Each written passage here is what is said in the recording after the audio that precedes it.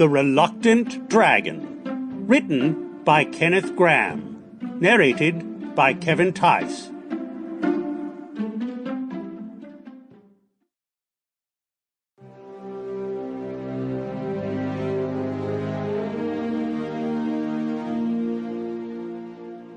Long ago, might have been hundreds of years ago, in a cottage halfway between this village and yonder shoulder of the downs up there, a shepherd lived with his wife and their little son. Now, the shepherd spent his days, and at certain times of the year his nights too, up on the wide ocean bosom of the downs, with only the sun and the stars and the sheep for company, and the friendly chattering world of men and women far out of sight and hearing.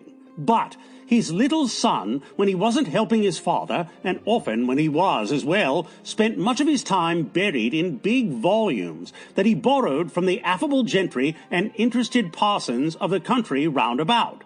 And his parents were very fond of him, and rather proud of him too, though they didn't let on in his hearing. So he was left to go his own way and read as much as he liked. And instead of frequently getting a cuff on the side of the head, as might very well have happened to him, he was treated more or less as an equal by his parents, who sensibly thought it a very fair division of labour that they should supply the practical knowledge and he the book learning. They knew that book learning often came in useful at a pinch, in spite of what their neighbours said. What the boy chiefly dabbled in was natural history and fairy tales, and he just took them as they came, in a sandwichy sort of way, without making any distinctions, and really his course of reading strikes one as rather sensible. One evening, the shepherd, who for some nights past had been disturbed and preoccupied and off his usual mental balance, came home all of a tremble, and sitting down at the table where his wife and son were peacefully employed, she with her seam, he in following out the adventures of the giant with no heart in his body, exclaimed with much agitation, "It's all up with me, Maria. Never no more can I go up on them there downs. Was it ever so?"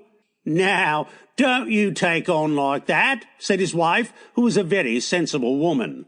"But tell us all about it first. Whatever it is as has given you this shake-up, and then me and you and a son here between us, we ought to be able to get to the bottom of it." "It began some nights ago," said the shepherd. "You know that cave up there? I never liked it somehow, and the sheep never liked it neither. And when the sheep don't like a thing, there's generally some reason for it.